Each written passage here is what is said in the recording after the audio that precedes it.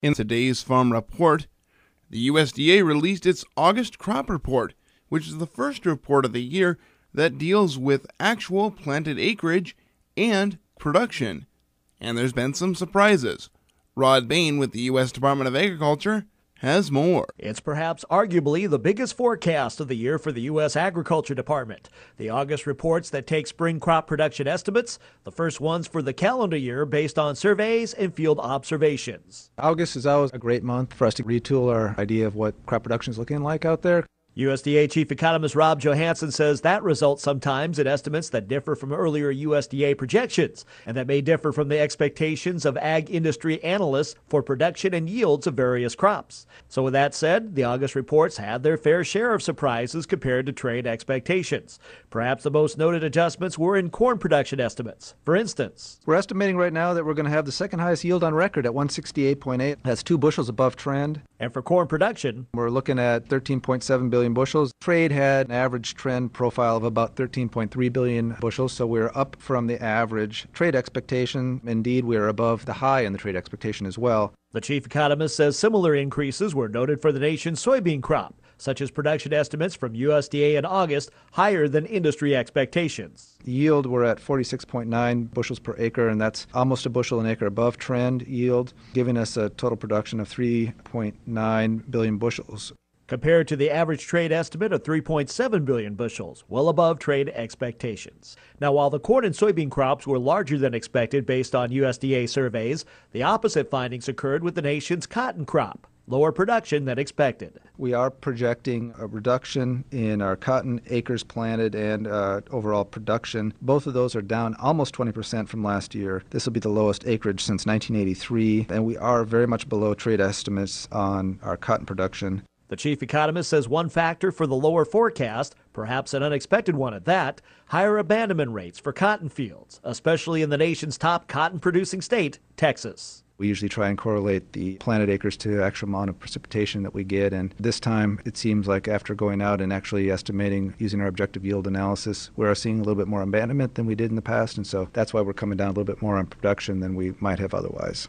I'm Rod Bain reporting for the U.S. Department of Agriculture in Washington, D.C.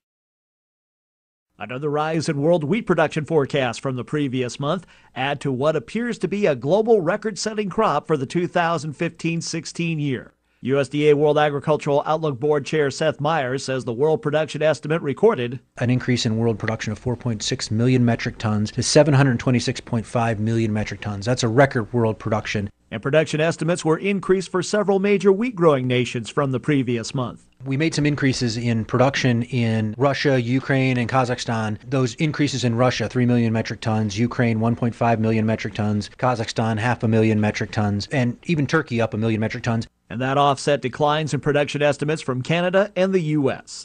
As for U.S. wheat supply and demand estimates, trimmed yield a little bit from our trend-based yield. Some other modest changes in the balance sheet give us a decline in wheat price of 15 cents to $5.10 at the midpoint. I'm Rod Bain reporting for the U.S. Department of Agriculture in Washington, D.C. The USDA is leading the way in investing in rural economies to help boost infrastructure. Rod Bain with the U.S. Department of Agriculture has more. Rural infrastructure and business development is receiving a boost through USDA efforts. One example of this is through USDA-backed, privately funded rural business investment companies. And these are companies that accumulate funds and then basically invest from an equity position. Example is American Botanicals, an outfit out of Missouri that's involved in the production of herbs. A tremendous new market opportunity. They now have, as a result of our RBIC that we licensed, Advantage Capital has invested money in that company, which is allowing that company to expand its operation. Agriculture Secretary Tom Vilsack, during a recent visit to Global Business Incubator 1776 in Washington, D.C., announced the first round of investments through the USDA-backed Rural Infrastructure Opportunity Fund. Investments of nearly $161 million in private capital to 22 infrastructure projects in 14 states.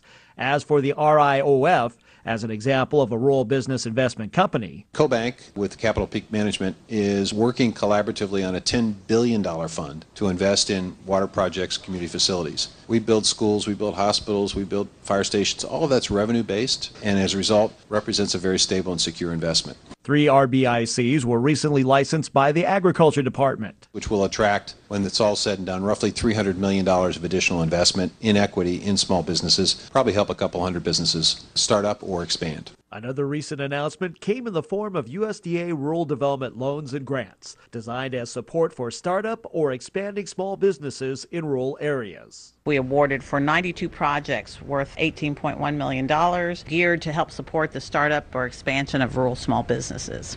USDA Rural Business Service Administrator Lillian Salerno says examples of projects benefiting from this funding include Kansas, where the recipient is Twin Valley Electric Co-op, and it was a loan for $200,000. The loan was designed to expand the product line of an aftermarket automotive parts manufacturer. Another example is in Iowa. We did a loan of $1,760,000, and that was to the Orange City Municipal Electric Utility, and that was to help the Orange City Area Health Foundation expand its retirement community. Secretary Vilsack says these announcements related to rural investments are just the tip of the many examples of USDA support and the department's efforts to maximize rural economic development through leveraging. If USDA were a bank, with our portfolio, we'd be the 5th or 6th largest bank in the country. Over $210 billion of assets in our portfolio. We finance water projects, broadband projects, electric lines. All of that creates opportunity for us to leverage those resources with the private sector. So we're saying, hey, understand what we do at USDA, understand the projects and the opportunities for solid, secure, long-term investment return, and help us leverage our dollars to do more water projects, to do more electric, more broadband projects. I'm Rod Payne reporting for the U.S. Department of Agriculture in Washington, D.C. It was the year this song was a big hit. I believe I can fly. 1997, and that year only 13% of the nation's farms reported having any internet access. 10 years later, it was up to 55%. What is it today? We're now at 70%. USDA statistician Stephanie Brennan. USDA surveys farmers on computer and internet use every 2 years, and she says this latest report this week shows continued steady growth. For example, in 1997, only 38% of farms had access to a computer. By 2005, it was up to 59%. We are now at 73% at this latest report. However, farms are still behind the general U.S. population in computer access. Census data has 84% of all U.S. households owning a computer, and that was 2 years ago. Also, even though the number is growing, not even half of U.S. farms use a computer at all for farm business. We're up to 43%. That's up 3 percentage points from 2013. But far below the pervasive computer use by other U.S. businesses. Gary Crawford for the U.S. Department of Agriculture, Washington.